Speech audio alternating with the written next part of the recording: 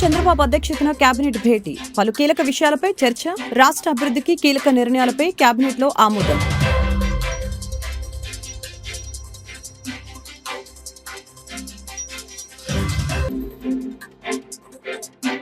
వ్యూహం సినిమాపై AP fibre net chairman GV Reddy సంచలన వ్యాఖ్యలు. రామ్ గోపాల్ వర్మ దర్శకత్వం వహించిన వ్యూహం సినిమాకి 2.15 కోట్లు ఫైబర్ నెట్ సంస్థ తరపున చెల్లించారని ఆరోపణ. వ్యూస్ ప్రకారం డబ్బులు చెల్లించేలా ఒప్పందం జరిగిందని వ్యాఖ్య.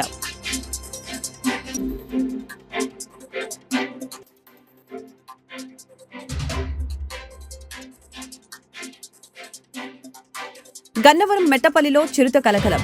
పంట రక్షణ కోసం పెట్టిన ఉచ్చులో చిక్కుకొని చిరుత మృతి.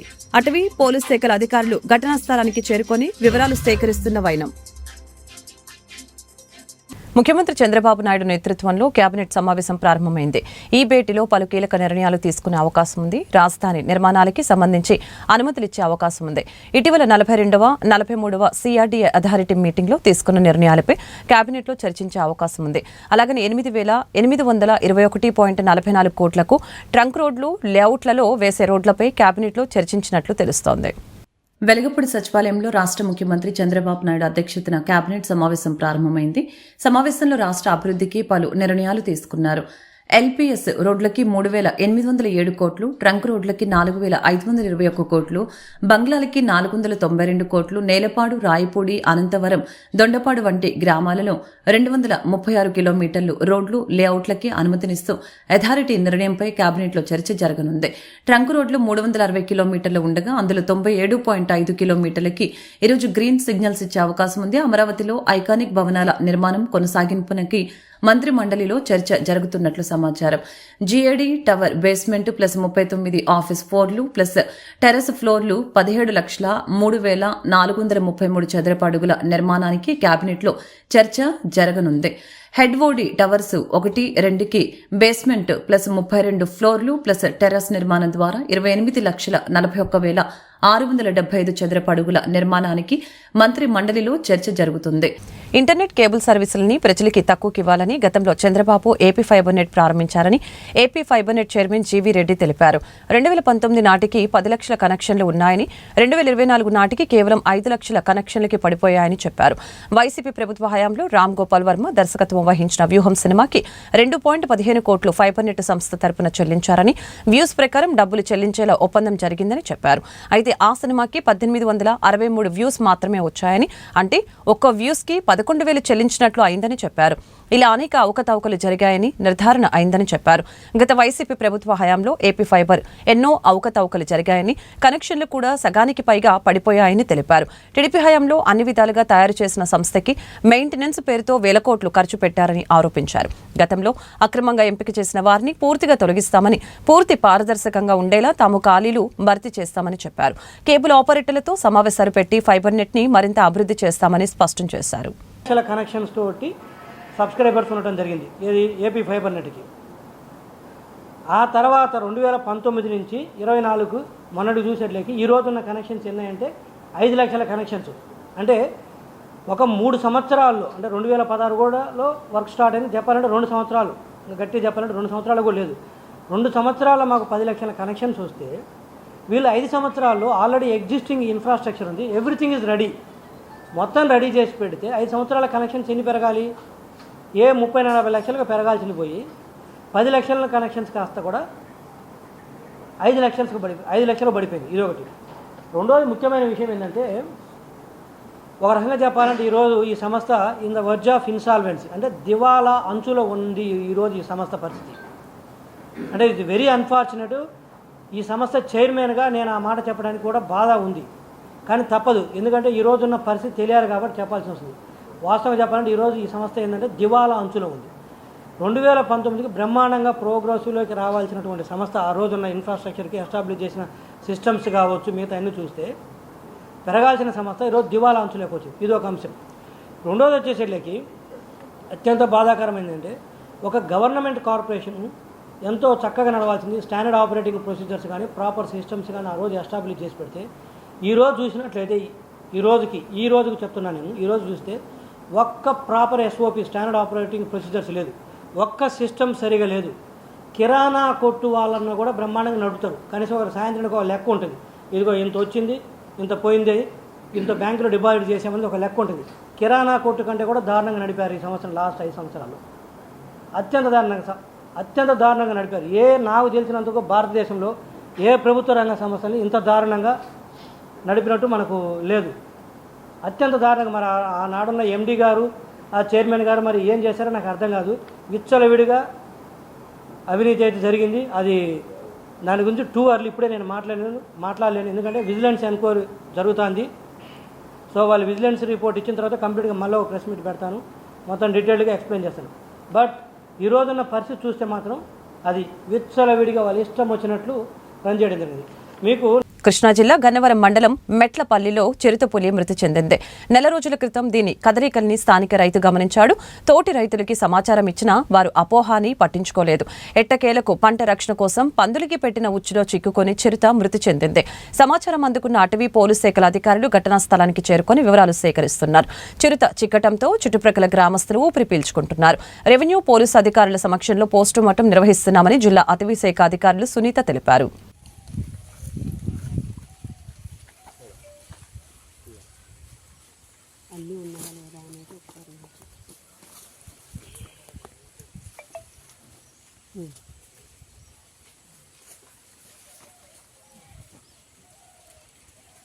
ఒక్క నిమిషం ఆగండి. గ్లౌజెస్ అవన్నీ ఉన్నాయి, అది పెట్టుకున్న తర్వాత చేస్తాం.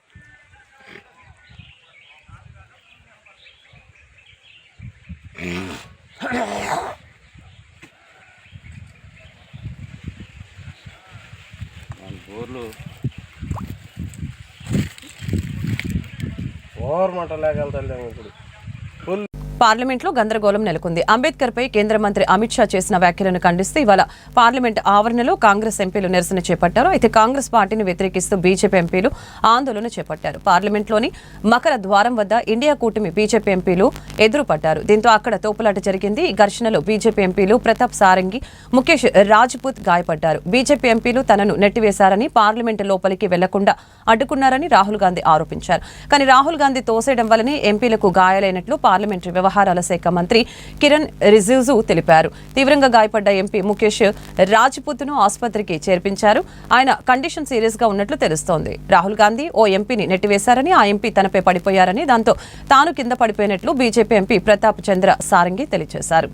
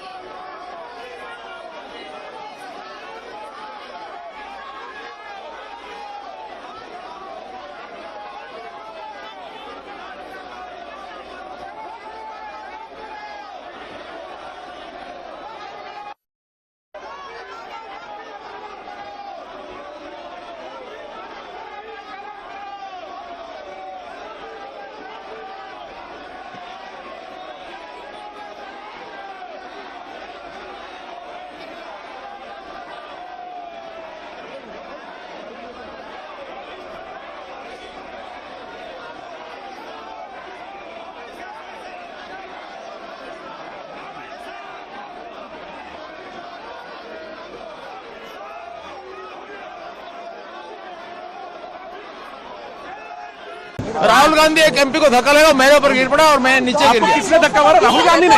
हाँ, राहुल गांधी ने। राहुल गांधी ने धक्का मारा? राहुल गांधी। कौन सी जगह पे सर? सर किस जगह पे? सर किस जगह पे? किस जगह पे? सीढ़ी के ऊपर में मैं खड़ा हुआ था और राहुल गांधी ने आकर के एक एमपी को धक्का लगाया, वो मेरे ऊपर गिर पड़ा और मैं। कहाँ चोट लगी सर आपको? कहाँ चोट लगी सर? एक बार दिखा दीजिए।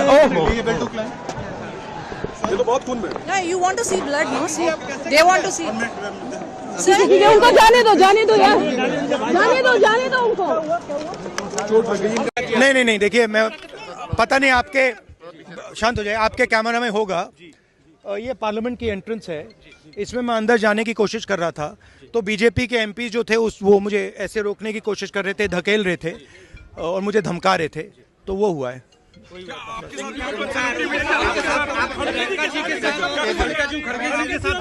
नहीं देखिए हाँ किया है मगर ठीक है कोई मतलब धक्का मुक्की से हमें कुछ होता नहीं है मगर ये एंट्रेंस है पार्लियामेंट हाउस की और हमारा अधिकार है अंदर जाने का और बीजेपी के जो मेंबर्स हैं वो हमें अंदर जाने से रोक रहे थे। భయం అన్నది బ్లడ్లోనే లేని నాయకుడు మా జగన్ అని రోజా తెలిపారు. ప్రజలను మోసం చేసి ఈవీఎంలను మేనేజ్ చేసి కూటమి అధికారంలోకి వచ్చింది. వైసీపీ నేతలు సొంత స్థలాలు ఇచ్చి గ్రామ సచివాలయాలు ఆర్బీకే సెంటర్లను కట్టించారని మాజీ మంత్రి ఆర్కే రోజా స్ట్రాంగ్ వార్నింగ్ ఇచ్చారు తెలుగుదేశం నేతలకి. తెలుగుదేశం పార్టీ అధికారంలోకి వచ్చిన తర్వాత ఈ 6 నెలల కాలంలో ఈ నియోజకవర్గానికి వాళ్ళు ఏం చేశారు అని అడిగితే ఇలా వైఎస్ఆర్ కాంగ్రెస్ పార్టీకి స్ట్రాంగ్ గా ఉన్న లీడర్లు, పేద ప్రజల కోసం పనిచేసే లీడర్ల ఇంటి ముందు గుమ్మాలు కొట్టడం, వాళ్ళ పొలాలకి అడ్డంగా గోడలు కట్టడం, అలాగే వాళ్ళ మీద తప్పుడు కేసులు పెట్టి పోలీసులతో వాళ్ళని బెదిరించడం, ఇలాంటి నీతిమాలిన చర్యలు చేస్తున్నారే తప్ప వాళ్ళు ఇచ్చిన సూపర్ 6 గాని లేదా మిగతా వాగ్దానాలు గాని ఏవీ నెరవేర్చకుండా ఏ విధంగా ప్రజల్ని మోసం చేశారో ప్రజలందరికీ ఇప్పుడే అర్థం అయిపోయింది. కానీ దురదృష్టం ఏంటంటే ఈ పంచాయతీలో తాగే నీళ్ల దగ్గర నుంచి ప్రజలకి అన్ని అందుబాటులోకి తీసుకొచ్చే సచివాలయం, ఆర్బీకే సెంటర్ అన్నీ కూడా ఇక్కడ లీడర్లు వాళ్ళ ల్యాండ్ ఇచ్చి కట్టించి ప్రజలకు అన్ని అందుబాటులోకి తీసుకొచ్చారు. కానీ తెలుగుదేశం గతంలో 14 సంవత్సరాలు అధికారంలో ఉన్న చంద్రబాబు నాయుడు అప్పుడు ఏం చేయలేదు, ఇప్పుడు అధికారంలోకి వచ్చాక ఇప్పుడు కూడా ఏం చేయకుండా వాళ్ళు ఫెయిల్యూర్ అయిన విషయాన్ని కప్పిపుచ్చుకోవడానికి ఈ విధంగా కొంతమందిని టార్గెట్ చేసి వైఎస్ఆర్ కాంగ్రెస్ పార్టీ లీడర్ని వేధించడం, భయభ్రాంతులు చేయాలన్న ఆలోచనతో ముందుకు వెళ్తున్నారు. వాళ్ళు అర్థం చేసుకోవాల్సింది ఒక్కటే, మా నాయకుడు జగన్మోహన్ రెడ్డి గారు భయం అనేది ఆయన బ్లడ్ లో లేదు. ఆయన వెనక పనిచేస్తున్న మేమందరం కూడా జగనన్న సైనికులుగా ముందుకు వెళ్తున్నాం. ఎవరికి భయపడే పరిస్థితి లేదు. ఎందుకంటే వైఎస్ఆర్ కాంగ్రెస్ పార్టీలో మేము ఎవరు తప్పు చేయలేదు.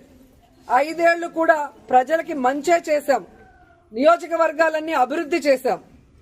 ఈ రోజు మీరు మోసంతో అధికారంలోకి వచ్చారు, ఈవీఎంలు మ్యానిపులేట్ చేసి వచ్చారు, ఏ విధంగా సూపర్ 6 అంటూ ప్రజల్ని మోసం చేసి వచ్చారు. మీరు సిగ్గుపడాలి, మేము సిగ్గుపడాల్సిన అవసరం లేదు. కానీ ఈరోజు టీడీపీ వాళ్ళని హెచ్చరిస్తున్నాం, ఇలాంటి పనికిమాలిన కార్యక్రమాలు మరొకసారి చేస్తే సహించేది లేదు. పట్టుదల, దృఢ సంకల్పం ఉంటే విజయం మన సొంతం అవుతుందని, ఒక ప్రణాళిక ప్రకారం కష్టపడితే ఏదైనా సాధించవచ్చని సీఎం చంద్రబాబు సతీమణి నారా భువనేశ్వరి తెలిపారు. మన దేశ భవిష్యత్తు యువత చేతుల్లోనే ఉందని తెలిపారు. కుప్పం ప్రభుత్వ డిగ్రీ కాలేజీ విద్యార్థులతో గురువారం ముఖాముఖి నిర్వహించారు. అనంతరం విద్యార్థులను ఉద్దేశించి భువనేశ్వరి మాట్లాడారు. ఇన్స్టా రీల్స్ కోసం ఓఆర్ఆర్పై డబ్బులు కట్టలు విసిరివేసిన యువకుణ్ణి రాచకొండ పోలీసులు అరెస్టు చేశారు. అభివృద్ధి చేస్తానని మల్లవల్లి భూములు తీసుకున్న వీళ్లు మీకు కనిపించడం లేదా అని పోతిన వెంకట మహేష్ అన్నారు. అండగా ఉండి నష్టపరిహారం ఇప్పిస్తానన్న పవన్ కళ్యాణ్ వీరి అడ్రస్సే గుర్తులేదు. రాష్ట్రం కోసం భూములిచ్చి రోడ్డును పడ్డ మల్లవల్లి రైతుల దీన పరిస్థితి ఇది అంటూ పోతిన వెంకట మహేష్ వీడియో విడుదల చేశారు. సంపద సృష్టి ఎవరికి సంపద సృష్టి, ఎవరి సంపద సృష్టి? రాష్ట్రానికా లేక కోటరీకా? రాష్ట్ర అభివృద్ధి పేరున మల్లవల్లి భూములు సేకరించి రైతుల్ని రోడ్డును పడేసి 100 ఎకరాల్లో నిర్మిస్తానన్న స్కూలు, ఆసుపత్రి గాలికి వదిలేసి కల్పిస్తానన్న ఉద్యోగాలు ఊసెత్తకుండా, నిర్మిస్తానన్న కమ్యూనిటీ హాల్ నిర్మించకుండా, వారి ఊరిని, వారి జీవితాల్ని పట్టించుకోకుండా మల్లవల్లి రైతుల్ని, ప్రజల్ని మోసం చేస్తున్న తెలుగుదేశం ప్రభుత్వం ఇకనైనా తీరు మార్చుకోవాలి. మల్లవల్లి గ్రామంలో పారిశ్రామిక వాడ కోసం 2016లో 1460 ఎకరాల భూమిని సేకరించారు. అక్కడ పరిశ్రమలు ఏర్పాటు చేసి ఉపాధి కల్పిస్తామని హామీ ఇచ్చారు. సొంత భూమిని ప్రభుత్వానికి ఇచ్చేసిన రైతులు ఎప్పుడు పెడతారో తెలియని కంపెనీలు ఉద్యోగాల కోసం ఎదురు చూస్తున్నారు. ఇప్పటికీ 128 మంది రైతులకి నష్టపరిహారం తెలుగుదేశం కూటమి ప్రభుత్వం చెల్లించలేదు. ఏపీ ఐఐసికి ఎకరానికి 7.5 లక్షల రూపాయలు చొప్పున రైతులకి చెల్లిస్తామని మాట ఇచ్చింది. కానీ పారిశ్రామికవేత్తలకు 16 లక్షల రూపాయలకి భూమి అమ్ముకుంది. ఇప్పుడు ఆ భూమిని ఎకరం 50-60 లక్షల రూపాయలకి అమ్ముతామని చెబుతున్నారు. ఇది ప్రభుత్వమా లేక రియల్ ఎస్టేట్ బ్రోకర్ కంపెనీ అని మేము సూటిగా ప్రశ్నిస్తా ఉన్నాం. అక్కడ 100 ఎకరాల ప్రజల కోసం ఆసుపత్రి, ఇళ్ల స్థలాలు, కమ్యూనిటీ భవనాలు నిర్మిస్తానని హామీ ఇచ్చారు. కానీ ఈ రోజుకి ఒక్క హామీ కూడా నెరవేర్చలా. భూములు ఇచ్చిన రైతులకి మొండి చేయి చూపించి కానీ ప్రభుత్వం చేయాల్సిన పనులు చేయలేదు. కానీ కంపెనీలకు ఇచ్చే భూముల్లో మాత్రం రోడ్లు వేశారు, ఎలక్ట్రికల్ లైన్స్ వేశారు, అభివృద్ధి చేశారు. మరి పవన్ కళ్యాణ్ గారు చివరి నిర్వాసితుల వరకు నష్టపరిహారం చెల్లిస్తామని, చెల్లించేంత వరకు నాది బాధ్యత అని మల్లవల్లి ప్రజలకి, రైతులకి హామీ ఇచ్చి ఈ రోజున మల్లవల్లి అడ్రస్నే మర్చిపోయారు. పవన్ కళ్యాణ్ గారి మీద కూడా చివరి నిర్వాసితుల వరకు నష్టపరిహారం చెల్లించేటువంటి బాధ్యత ఉంది. ఈ గతంలో 7 లక్షల రూపాయలకి సేకరించినటువంటి భూమి ఈ రోజున 60 లక్షలకి, 70 లక్షలకి అమ్ముతామంటున్నారంటే అసలు ఈ ప్రభుత్వానికి మానవత్వం ఉందా? ఫ్యాక్టరీలు నిర్మాణం చేస్తామని చెప్పి ప్రభుత్వం దగ్గర తీసుకున్న భూమిని వ్యాపారవేత్తలు ఇంతవరకు నిర్మాణాలు ప్రారంభించలేదు. తక్కువ ధరకి స్థలాలు పొంది ఆ భూమిని 6 సంవత్సరాల్లో 6 రెట్లు పెరిగింది. ఇప్పుడు వారు ఫ్యాక్టరీలు, సంస్థలు ప్రారంభించకుండా, ఉద్యోగోపాధి కల్పించకుండా రియల్ ఎస్టేట్ వ్యాపారం చేసుకుంటున్నారు. మరికొంతమంది గోడలు కట్టి అద్దెకు ఇచ్చుకుంటున్నారు. పారిశ్రామిక వేడలో భూములు తీసుకున్న వారు డిపిఆర్ ప్రకారం నిర్మాణాలు చేపట్టకపోతే వారికి ఇచ్చిన భూముల్ని తెలుగుదేశం కూటమి ప్రభుత్వం వెనక్కి తీసుకోవాలి. ఎన్నాళ్ళైనా ఆ పని ప్రభుత్వాలు ఎందుకు చేయడం లేదని సూటిగా ప్రశ్నిస్తా ఉన్నాం. ఆఖరికి మల్లవల్లి గ్రామ ప్రజల అవసరాల కోసం కేటాయించిన 100 ఎకరాల భూమిని కూటమి ప్రభుత్వం జింక్ ఫ్యాక్టరీకి అమ్మకం చేయాలని చూస్తుంది. ఇది దుర్మార్గం కాదా? భూములు ఇచ్చిన రైతుల్ని మోసం చేయడం కాదా? 128 మంది రైతులకు నష్టపరిహారం చెల్లించకుండా మధ్యలో దళారులు దొంగ రికార్డులు సృష్టించి పుట్టించి రైతుల నష్టపరిహారం కాజేశారని చాలామంది ఆవేదన వ్యక్తం చేస్తూ ఉన్నారు. ఈ అంశం మీద ప్రభుత్వం విచారణ చేయాలి, వారికి న్యాయం చేయాలి. ఇక్కడ జరిగిన అనేక అక్రమాలపై జ్యుడిషియరీ ఎంక్వైరీ చేయాలని మేము డిమాండ్ చేస్తా ఉన్నాం. భారత రాజ్యాంగ నిర్మాత డాక్టర్ బిఆర్ అంబేద్కర్ ని అవమానించిన అమిత్ షాని తక్షణమే క్షమాపణ చెప్పాలని సిపిఐ రాష్ట్ర కార్యదర్శి వర్గ సభ్యులు జంగాల అజయ్ కుమార్ డిమాండ్ చేశారు. గురువారం ఉదయం నగరంలోని కొత్తపేటలో గల మల్లేలింగ భవన్లో ఏర్పాటు చేసిన మీడియా సమావేశంలో జంగాల అజయ్ కుమార్ మాట్లాడారు. భారత కమ్యూనిస్టు పార్టీ సిపిఐ శతవార్షికోత్సవం సందర్భంగా డిసెంబర్ 26 నుంచి 30వ తేదీ వరకు జిల్లా వ్యాప్తంగా ప్రతి నియోజకవర్గంలో సభలు, సమావేశాలు చేపడుతున్నట్లు తెలిపారు. రాష్ట్ర ముఖ్యమంత్రి నారా చంద్రబాబు నాయుడు ఎన్నికల సమయంలో ఇచ్చిన హామీలను అమలు చేయాలని డిమాండ్ చేశారు. కొత్తగా పెడుతున్నటువంటి డిమాండ్ కాదు. ఎన్నికల్లో ప్రజల ఓట్లు పొందటానికి మీరు చేసిన వాగ్దానం నెరవేర్చుకోమని ఈ సందర్భంగా డిమాండ్ చేస్తూ ఉన్నాం. అలాగే విద్యుత్ ఛార్జీలు జగన్మోహన్ రెడ్డి టైంలో అమిత్ షా ఆదేశంతో రాష్ట్రంలో విద్యుత్ ఛార్జీలు పెంచితే సిపిఐ నాయకత్వంలో భారీ ఎత్తున ఆందోళన కార్యక్రమాలని నిర్వహిస్తే ఆ కార్యక్రమాల్లో టీడీపీ కార్యకర్తలు, నాయకులు అందరూ పాల్గొని మమ్మల్ని గెలిపించండి, మేము గనక అధికారంలోకి వస్తే విద్యుత్ ఛార్జీలు పెంచము, ఉన్నటువంటి ఛార్జీలు కూడా తగ్గిస్తామని చెప్పి ఇవాళ క్లాఫ్ ఛార్జీల పేరుతోటి, సర్దుబాటు ఛార్జీల పేరుతోటి, రకరకాల పేర్లతోటి చేస్తూ, అదేమనంటే ఆనాడు జగన్మోహన్ రెడ్డి చేసినటువంటి పాపం మమ్మల్ని వెంటాడుతుంది అని చెప్తా ఉన్నారు. ఆనాడు మీకు తెలియదా? జగన్మోహన్ రెడ్డి అప్పుడు చేసుకున్న ఒప్పందాలకి వ్యతిరేకంగా సిపిఐ పోరాడినప్పుడు మీరందరూ కూడా మాతో పాటు కలిసి ఉద్యమంలో ఉన్నారు కదా. తెలిసి ప్రజల్ని వంచడం చంద్రబాబు నాయుడికి తగదని ఈ సందర్భంగా హెచ్చరిస్తూ ఉన్నాం. అలాగే ఈ విద్యుత్ ఛార్జీల విషయంలో చూస్తూ ఉంటే ఇది ప్రతీ నెల పెరుగుతూ పోతూ ఉండి ఒక్కొక్క చోట అయితే 2000 వచ్చే వాళ్ళకి 5000 వస్తూ ఉంది, 500 వచ్చిన వాళ్ళకి 3000 వస్తూ ఉంది.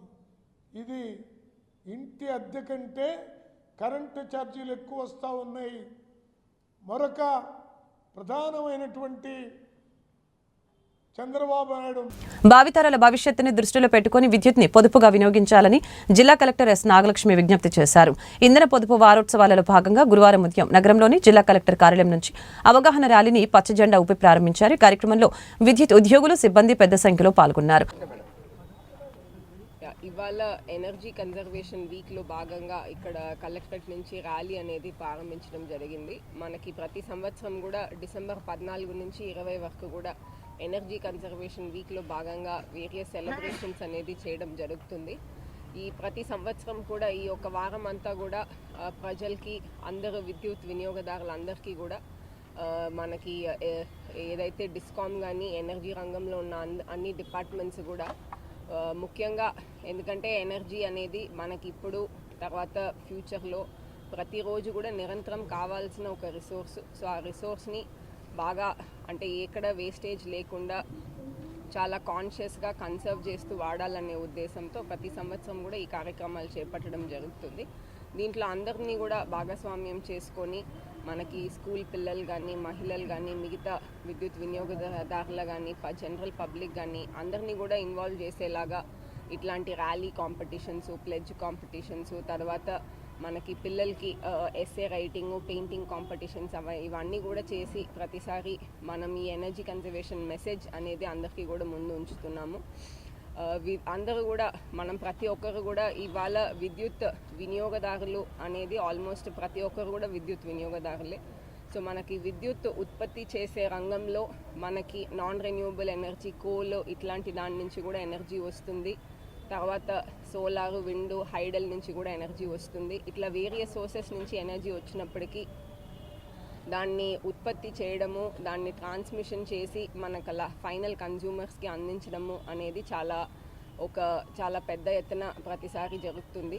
అండ్ మనకి ఇప్పుడు సీజన్ని బట్టి కూడా వేరియస్ పవర్ అవైలబిలిటీ అనేది మారుతూ ఉంటుంది. సమ్మర్లో అట్లా వచ్చినప్పుడు మనకి డిమాండ్ కూడా, ఎందుకంటే ఎండాకాలము అందరూ ఏసీస్ అట్లా వాడడంతో కూడా ఎక్కువ అవుతుంది. సో ఈ సెలబ్రేషన్స్లో భాగంగా కన్జ్యూమర్స్ అందరినీ కోరేది ఏంటంటే, ముందుగా మన హ్యాబిట్స్ రీతిగా మనం ఖచ్చితంగా విద్యుత్ వినియోగంలో ఎప్పుడైతే అవసరం లేదో దాన్ని స్విచ్ ఆఫ్ చేయడము, వేస్ట్ చేయకుండా, ఈవెన్ ఛార్జర్ అన్నా, లైట్ అన్నా, ఫ్యాన్ అన్నా అట్లా అలవాటు చేసుకోవాలి. అదే మనము భావితరాలకి కూడా నేర్పించాలి. అట్లాగే మనము వస్తువులు కొనేటప్పుడు కూడా ఎనర్జీ ఎఫిషియెంట్ వస్తువులు, ఇంట్లో ఉన్న ప్రతి ఒక్క అప్లయన్స్ కూడా, ఎనర్జీ కన్జ్యూమింగ్ అప్లయన్స్ కూడా ఖచ్చితంగా మనకి స్టార్ రేటింగ్స్తో వస్తున్నాయి కాదు, బ్యూరో ఆఫ్ ఎనర్జీ ఎఫిషియన్సీది. సో ఆ స్టార్ రేటింగ్స్ చూసుకొని కొనాలని అందరినీ కూడా కోరుతున్నాము. అదే కాకుండా మనకిప్పుడు ఎలక్ట్రికల్ వెహికల్స్ కానీ ఇట్లా అదర్ యాక్టివిటీస్లో కూడా ఎలక్ట్రిసిటీ అనేది ఉపయోగపడుతుంది. సో ఈవీ వెహికల్స్ కూడా కొన్నప్పుడు కూడా మనం దాన్ని ఎఫిషియెంట్గా ఉన్న వెహికల్స్, పొల్యూషన్ పరంగా మనకి అది హెల్ప్ అవుతుంది కాబట్టి, పొల్యూషన్ లేకుండా ఉంటుంది కాబట్టి ఆ వెహికల్స్ కూడా మనము ప్రోత్సహిస్తున్నాము. అట్లాగే కాకుండా ఇప్పుడు మనకి ప్రతి ఒక్కళ్ళు కూడా energy, especially non renewable energy నుంచి వచ్చే ఎనర్జీని తగ్గించడానికి PM సూర్యఘర్ అనే ఈ ప్రోగ్రామ్ కూడా ఇప్పుడు జిల్లాలో ఇంప్లిమెంటేషన్లో ఉంది, రాష్ట్రం అంతా కూడా ఉంది. సో ఇప్పటికే మన జిల్లాలో ఇక్కడ both Guntur and Mangalagiri, CRDA areas అంతా కలిపి కూడా దాదాపు 5900 మెంబర్స్ కన్జ్యూమర్స్ వాళ్ళు ఇంటి పైన రూఫ్ టాప్ సోలార్ పెట్టడానికి అర్జీలు పెట్టున్నారు. దాంట్లో ఒక 594 మెంబర్స్కి ఆల్రెడీ ఇన్స్టాలేషన్ కూడా చేయడం జరిగింది.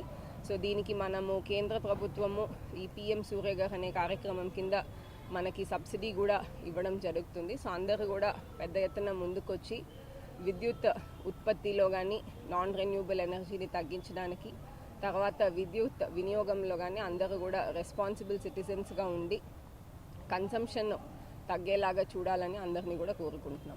Thank you. కార్యక్రమాలు జరిగాయి. ఈ మేరకు సివిల్ సప్లై విభాగంలో పనిచేస్తున్న ముఠా కూలీలకు ఉచితంగా యూనిఫామ్ పంపిణీ చేశారు. కార్యక్రమంలో AITUC నాయకులు చల్ల చిన ఆంజనేయులు, రావుల అంజుబాబు, సివిల్ సప్లై విభాగం అధికారులు పాల్గొన్నారు.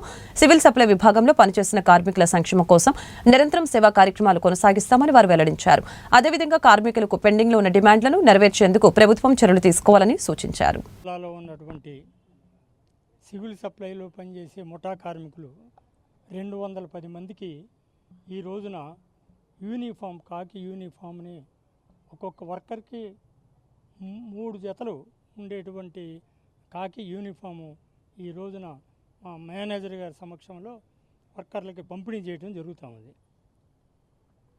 వార్తలు ముగించే ముందు ముఖ్యాంశాలు మరొకసారి. సీఎం చంద్రబాబు అధ్యక్షతన కేబినెట్ భేటీ, పలు కీలక విషయాలపై చర్చ, రాష్ట్ర అభివృద్ధికి కీలక నిర్ణయాలపై కేబినెట్లో ఆమోదం.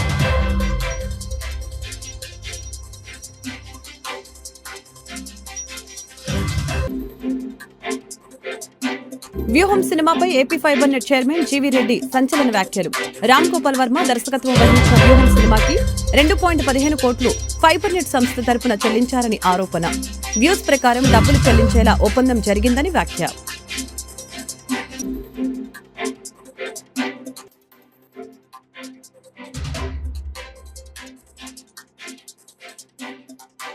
గన్నవరం మెట్టపల్లిలో చిరుత కలకలం. పంట రక్షణ కోసం పెట్టిన ఉచ్చులో చిక్కుకొని చిరుత మృతి. అటవీ పోలీస్ శాఖల అధికారులు ఘటనా స్థలానికి చేరుకొని వివరాలు సేకరిస్తున్న వైనం. ఈ వార్తలు ఇంతటితో సమాప్తం. మరొక బులెటిన్లో మళ్ళీ కలుద్దాం. నమస్కారం.